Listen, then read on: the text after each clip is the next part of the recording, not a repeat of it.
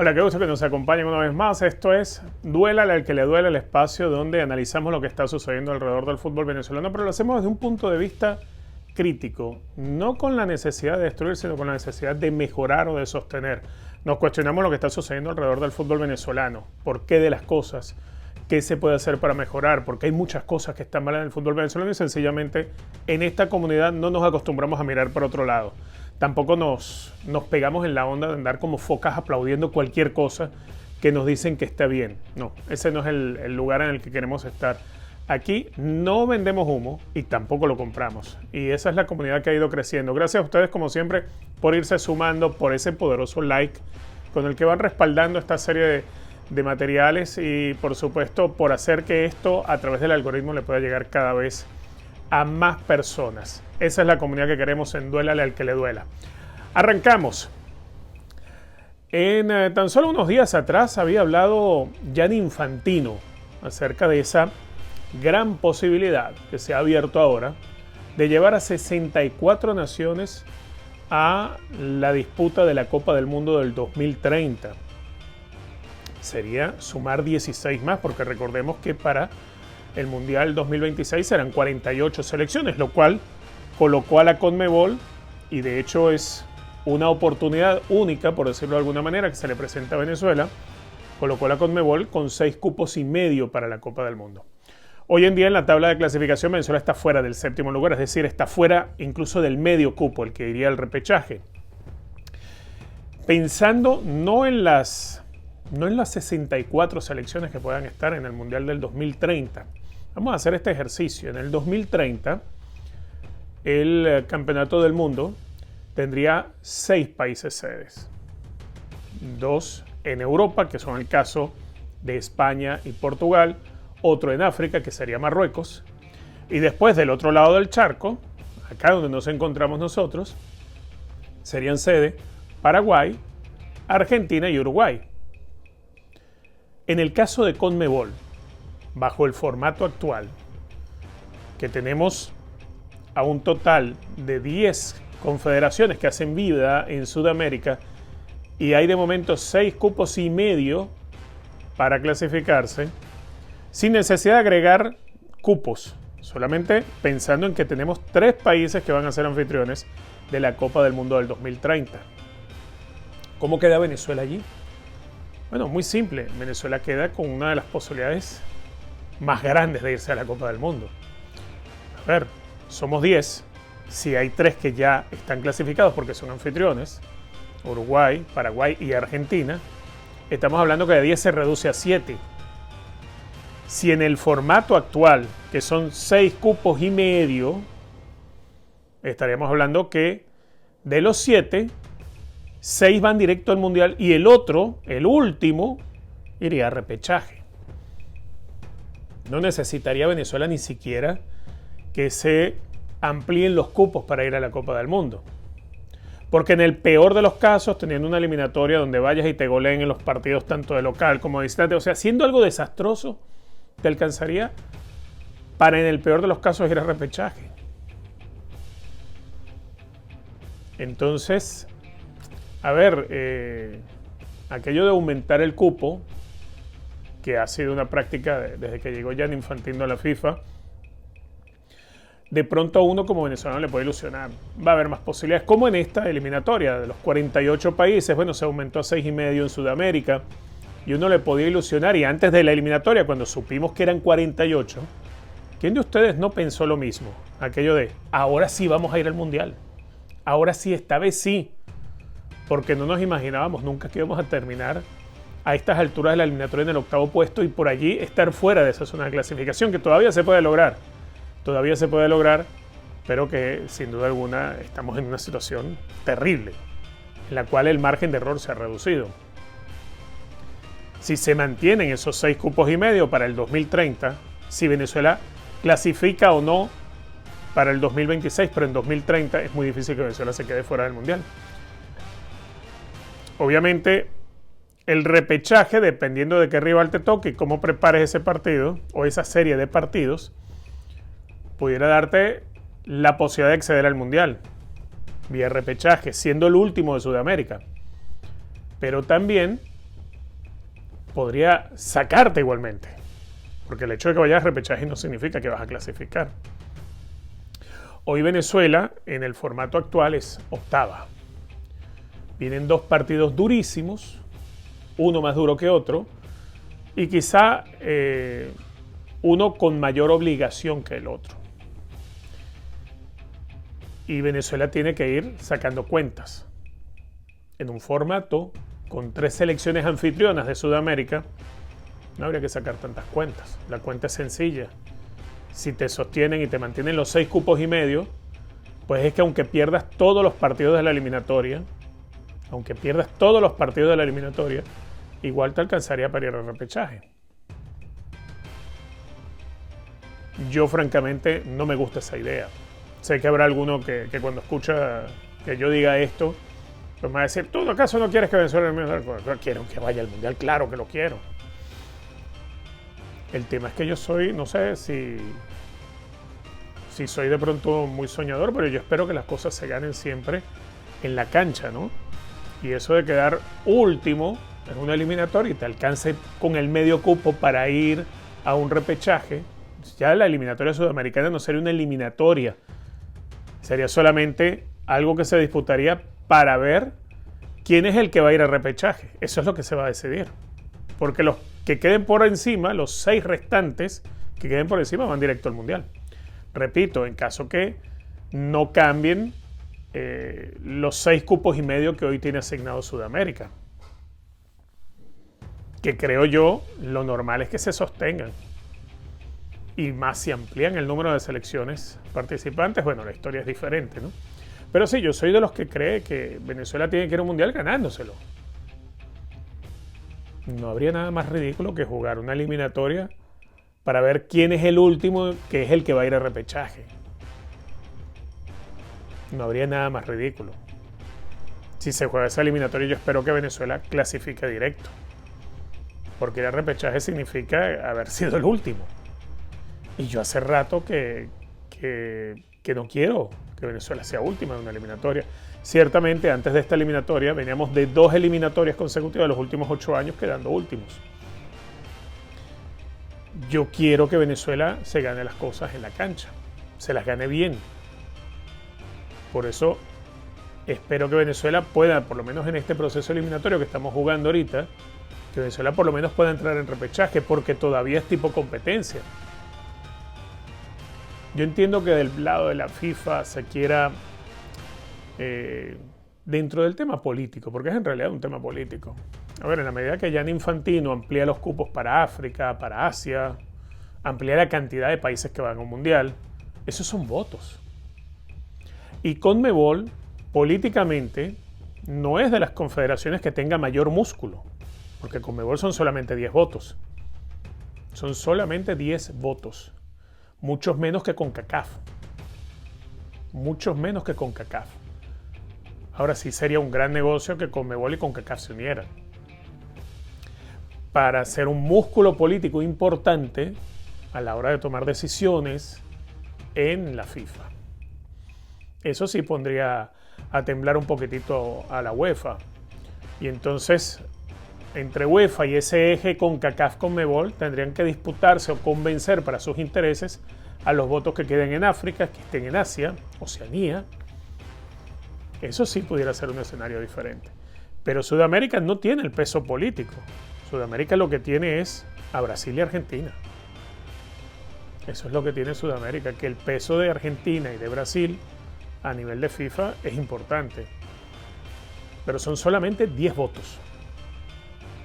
Por eso quizá la idea de Gianni Infantino es ir ampliando cada vez más el Mundial, es dar cada vez más sedes, aquello de las sedes conjuntas. Uno podía entender los de Estados Unidos, México y Canadá, bueno, los 3 están juntos. Los 3 están juntos, son 3 países que están uno al lado del otro. En el caso de España y Portugal tiene sentido, ya Marruecos está en otro continente. Y después hay que cruzar el charco para Argentina, Uruguay y Paraguay, que sí, están todos juntos, porque Argentina limita con Uruguay y con Paraguay. Pero no están todas las sedes juntitas, ¿no?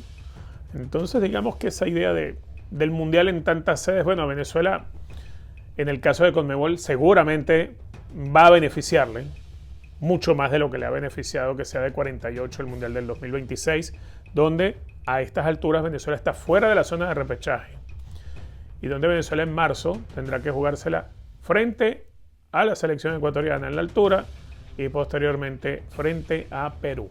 Duélale al que le duela. Sí, se acercan los días, estamos ansiosos por conocer la convocatoria, qué es lo que está pasando por la cabeza del Bocha Batista. Creo yo que hay varios jugadores que ya están advertidos que van a entrar en la convocatoria. Yo días atrás hablaba de lo que era anunciado ya desde una emisora de radio en Uruguay, donde indicaban que Rómulo Otero estaba en los planes para ir a la doble fecha de marzo. Pero claro, eso es algo a nivel de rumor que hicieron surgir desde Uruguay. Puede que tenga algo de cierto, puede, porque creo yo los entrenadores igualmente en estas series de eliminatorias van hablando con los jugadores, porque hay cosas que le tienen que pedir al jugador para que las mejore, ciertas conductas, ciertos hábitos en la cancha que van a hacer falta para el rival que te vas a enfrentar. En otros casos, no sé si será esta la oportunidad, pero en otros casos previo a un partido en la altura se hacía trabajar a los jugadores en sesiones de cámaras hiperbáricas o hipobáricas. No sé si este sea el caso. Lo que sí sé, lo que venimos hablando desde la semana pasada, Venezuela va a hacer su trabajo de adaptación de 8 días prácticamente en la altura de Bogotá, 200 tantos metros de diferencia por debajo de lo que es Quito. No es demasiada distancia, tampoco es que 200 metros se van a sentir mucho, no se sienten demasiado, pero es el lugar donde Venezuela de momento le viene bien concentrar para los pocos días que va a estar.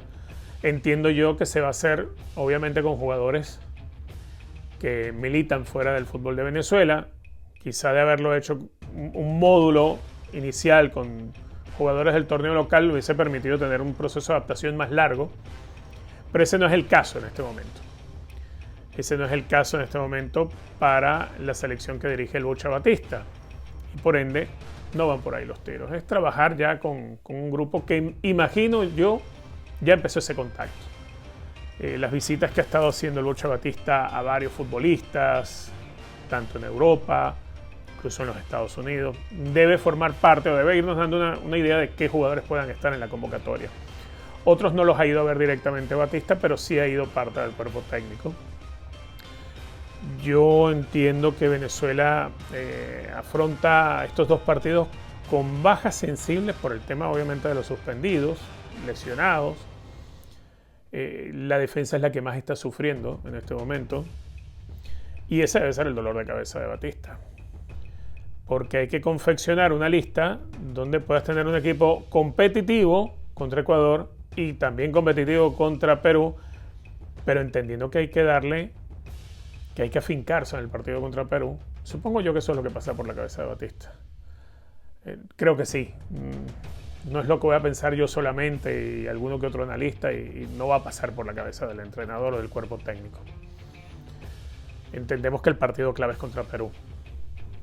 Yo les ponía el ejemplo en lo que pasó primero empatando contra Argentina y después perdiendo con Paraguay, o empatando con Brasil y después perdiendo con Chile. Siempre dije que prefería perder con Argentina, pero no perder con Paraguay. Haber perdido con Paraguay, aunque se haya empatado con Argentina, pero haber perdido con Paraguay le permitió a los guaraníes pasarnos en la tabla. Era un partido clave ese.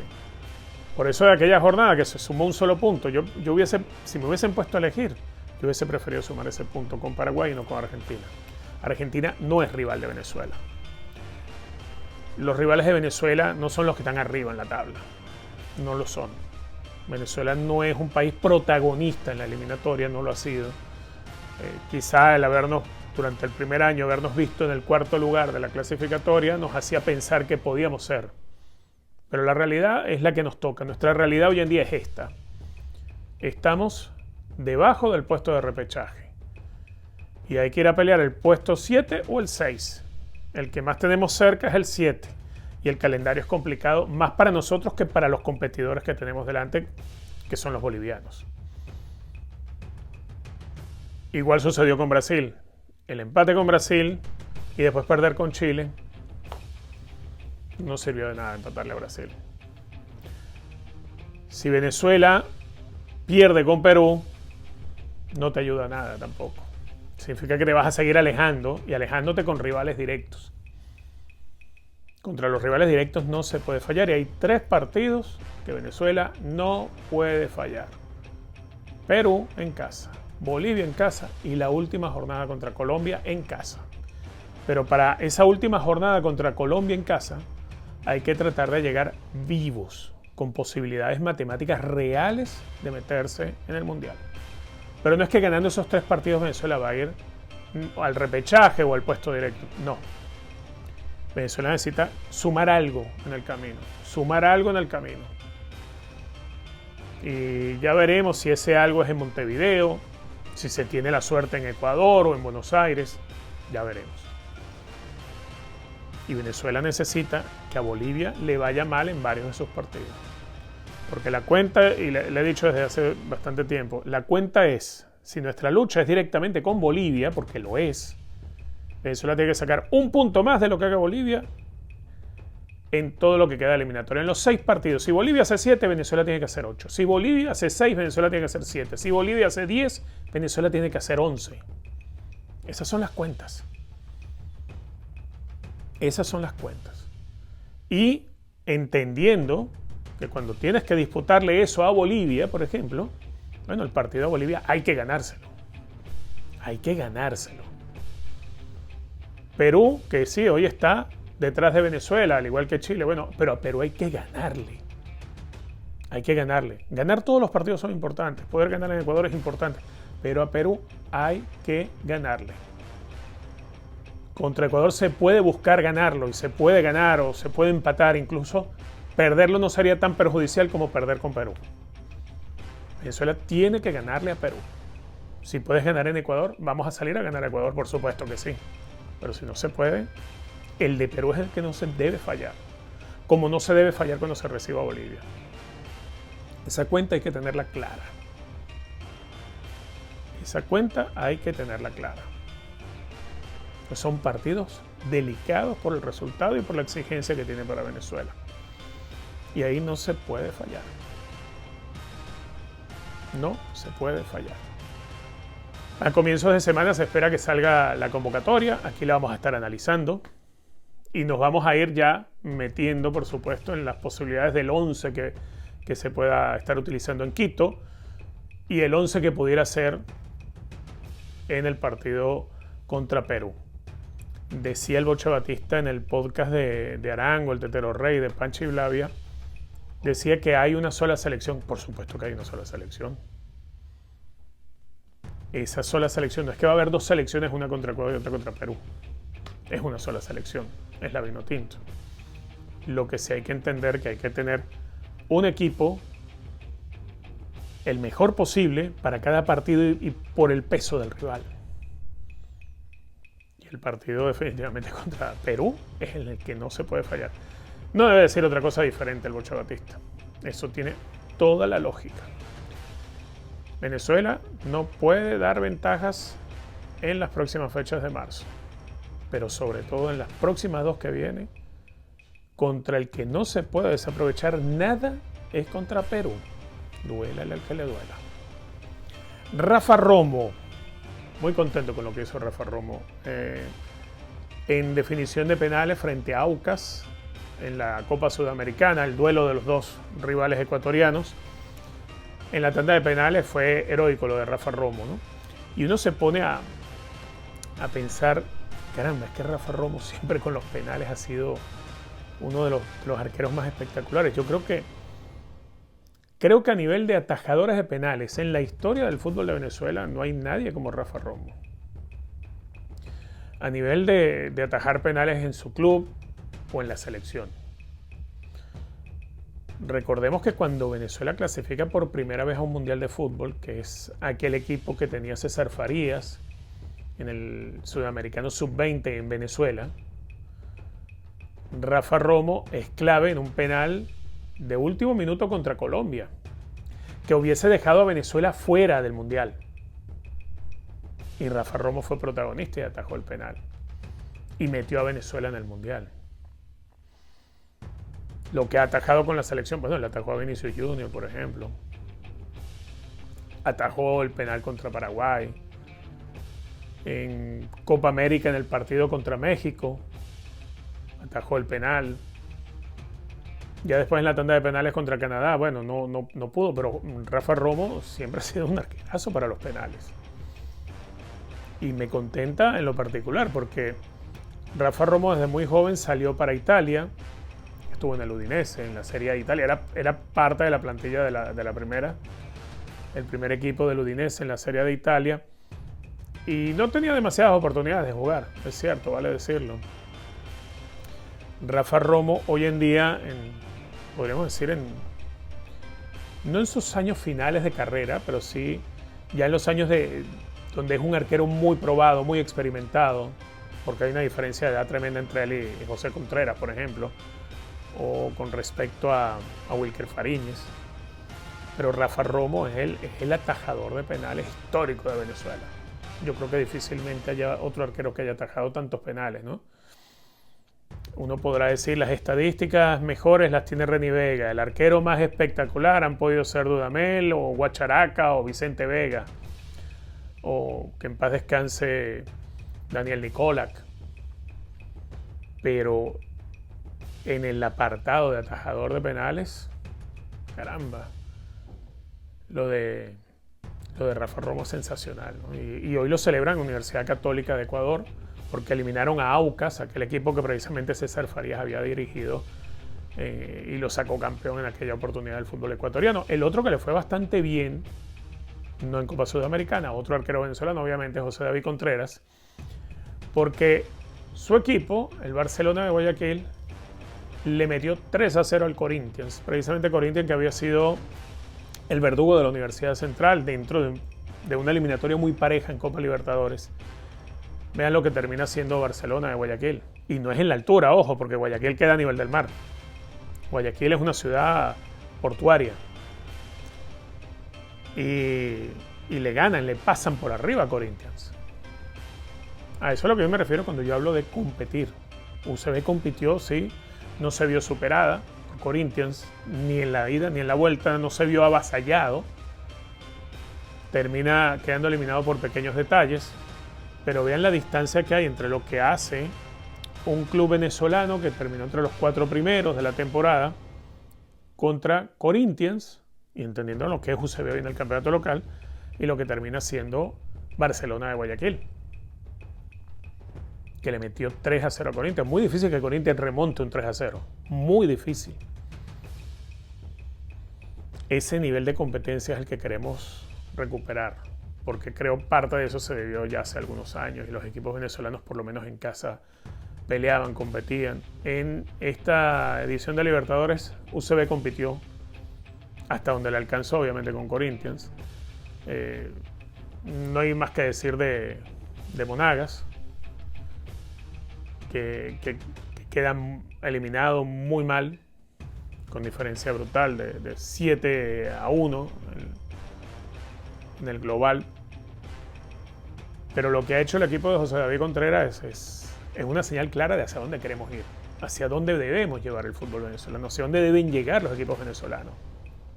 Contento por lo de Rafa Romo, contento por lo de José David Contreras. Creo que arqueros hay para la selección. Arqueros hay para la selección. Y sería muy bueno verles en plan estelar, que sigan rompiéndolo en la Copa Libertadores o en la Copa Sudamericana, que es donde está Rafa Romo, y por supuesto en la selección. Duélale al que le duela. Muchos me han preguntado la opinión con respecto a las declaraciones que da Sergio Busquets sobre Telasco Segovia, ¿no? Incluso alguien me decía algo así como, para mí, que tanto que estoy criticando la ida de Telasco a la MLS, es que eso no cambia la opinión que yo tengo del paso que tomó Telasco Segovia. Creo que todos entendemos que hoy en día sí hay una exposición porque juegas en un equipo donde está Messi, pero no es ni mejor equipo ni mejor torneo la MLS que lo que hay en Europa. obviamente jugar en el Inter Miami tiene una vitrina que hoy en día no tiene el PSV Eindhoven de Holanda. El PSV no tiene hoy la vitrina de gente viendo ver lo que sucede porque en el Inter Miami está Messi. Pero eso no quiere decir que Inter Miami sea más que el PSV. Hoy el Inter Miami de pronto tiene más vitrina que el Eintracht Frankfurt de la Bundesliga. Pero es una razón entendible, pues. El Inter Miami juega Messi. Sabemos lo que arrastra Messi, lo que arrastra la figura de Messi. Más allá que sean ya los últimos años que vamos a tener de Messi como futbolista. Pero el entorno mediático es diferente. No por eso significa que sea un gran paso. Ahora, las declaraciones de Busquets, le preguntan a Busquets acerca de su compañero de equipo, ¿qué va a decir? Que es mal jugador. Le preguntan a Busquets sobre Inter Miami y sobre un compañero, ¿y qué va a decir? Que Inter Miami es malo. Que fue mala idea de Telasco de irse al Inter Miami. No le va a decir eso. O sea, tiene lógica, ¿no? No significa que porque un compañero elogie a otro es que es la mejor decisión del mundo, ¿no? Yo tengo una opinión, ustedes pueden compartirlo, ¿no? Claro está. Sé que hay quienes la comparten y quienes no, y eso es totalmente respetable. Y para eso está el chat en vivo, donde Ander les responde, donde nos sumamos después en los comentarios cuando este video está publicado. Pero no significa que... A ver, un jugador del Inter Miami no va en una conferencia de prensa a hablar mal de un compañero ni del club en el que juega. Es un tema de lógica también, ¿no? De raciocinio. Repito, futbolísticamente, la ganancia de Telasco Segovia en Inter Miami, a mi criterio, es que llegas a un sitio donde vas a compartir el vestuario con Lionel Messi, con Luis Suárez, con Alba, con Busquets. Sí. Que de pronto te van a dar consejos muy valiosos para tu carrera. Totalmente. Que el nivel de la liga sea bueno para que aprenda y se desarrolle y sea mejor. No, en absoluto. En absoluto. ¿Vieron el segundo gol en el partido que jugó el otro día? De los 3 que marcó Inter Miami en el primer tiempo, ¿vieron el segundo gol de Telasco? Vean la reacción del defensor central. No es lo mismo enfrentar a rivales cuyos defensas son de ese perfil que a los que encuentras en Europa. Si no, no hubiese sido tan fácil para Telasco haber hecho 3 goles en 2 partidos de liga. Porque todavía no ha podido marcar en CONCACAF, pero sí en los 2 partidos de liga que ha jugado, en los 2 ha marcado. En 1-1 y en otro marcó 2. Ahora, el impacto mediático de la actuación de Telasco en Inter Miami no es casi visualizado. Vean los titulares tras el partido contra New York City, por ejemplo, que empataron a 2 en la primera jornada, y en el segundo partido donde él hace 2 goles, y en los titulares de prensa no menciona a Telasco. Después en el sumario puede que te mencionen, marcó 2 goles en el primer tiempo, asistidos por Luis Suárez, pero de lo que se habla es de Luis Suárez. Y en el del 2-2 contra New York City, del que se habla es de Messi, en los titulares. Claro, él está, él es parte del equipo. Va a tener el Mundial de Clubes. Eso puede ser una vitrina importante. Puede ser una vitrina importante. Ahora, falta ver lo que habrá evolucionado futbolísticamente, no a nivel de consejos y de entrenar al lado del que fue el mejor del mundo y tal, no. A nivel del ritmo futbolístico, hay que ver en qué lugar va a estar Telasco cuando tenga que enfrentar rivales europeos. Porque por mucho que en el Inter Miami juegue Lionel Messi, juegue Suárez, juegue Alba, juegue Busquets, el Inter Miami no es mejor que un club de la Liga Española. Inter Miami, con los monstruos que tiene en el equipo, hace lo que hace con facilidad en un partido, como meter 3 o 4 goles en un primer tiempo, como ocurrió el día que Telasco hizo 2, creo que fueron 3 en el primer tiempo. Esa diferencia no la vas a encontrar tan fácilmente en Europa. Entonces, no nos quedemos con que el Inter Miami es una isla espectacular a la altura de Europa en América, porque no lo es. Porque el campeonato no es así. El campeonato no es así, por eso yo digo, mira, Telasco aprovecha la oportunidad de entrenarse con Messi y con Suárez y con todos ellos y aprovechar el Mundial de Clubes, pero yo lo digo sinceramente, yo quiero que Telasco vuelva a Europa. Yo quiero que regrese a Europa. Y bueno, repito, podemos tener opiniones distintas. Pero no puede ser la opinión distinta argumentada por el comentario de un compañero de equipo. Porque no va a decir ni siquiera, o sea, es absurdo. Busquets va a hablar mal del equipo en el que está, o de la liga en la que juega, o de los compañeros que tiene. Eso no te está demostrando nada. Ahora, pero ¿saben qué sí demuestra? La facilidad con la que hace 2 goles en aquel partido de mitad de semana. Y la facilidad que ya tiene en una liga donde ya en 2 partidos hizo más de lo que había hecho en todos los partidos que jugó en la liga portuguesa. Por la diferencia de rivales a los que te enfrentas. Y sí, que estás muy bien rodeado, bueno, tienes más ventaja todavía. O sea, ojalá esto les sirva de experiencia, de aprender, de tomar consejos, pero lo más complicado va a ser crecer futbolísticamente enfrentando rivales como los que está enfrentando defensores como los que está enfrentando. Ojalá lo logre y ojalá regrese pronto a Europa, siempre lo digo. Duélale al que le duela. Muchísimas gracias por hacer crecer este podcast, por seguir apoyándonos, por compartir este contenido, por generar esa opinión crítica. Yo no soy dueño de la verdad y muchos de ustedes tienen más razones que yo a veces. A veces o tal vez hasta en la mayoría de las oportunidades. De eso se trata. La versión del fanático de fútbol venezolano queremos que sea distinta. No queremos un fanático que no se involucre, que no encuentre soluciones. Tampoco queremos un fanático que critique todo por criticarlo, pero que obviamente debata con argumentos las opciones y lo mejor que pueda suceder para el fútbol venezolano. No queremos gente que se convierta en una foca aplaudiendo y tampoco queremos gente que ni compre humo ni venda humo. De eso se trata, dólar. Gracias como siempre por ese poderoso like con el que respaldan nuestro trabajo, por sumarse a esta comunidad, por permitir que el algoritmo lo lleve cada vez más lejos. Nos vemos ya este sábado, nos volvemos a ver para seguir conversando de lo que se nos viene ya con la selección, ya meternos en tema selección porque se van acercando las fechas de los partidos contra Ecuador y contra Perú en la eliminatoria a la Copa del Mundo. Esto fue Duélale al que le duela. Gracias como siempre. Dios los bendiga.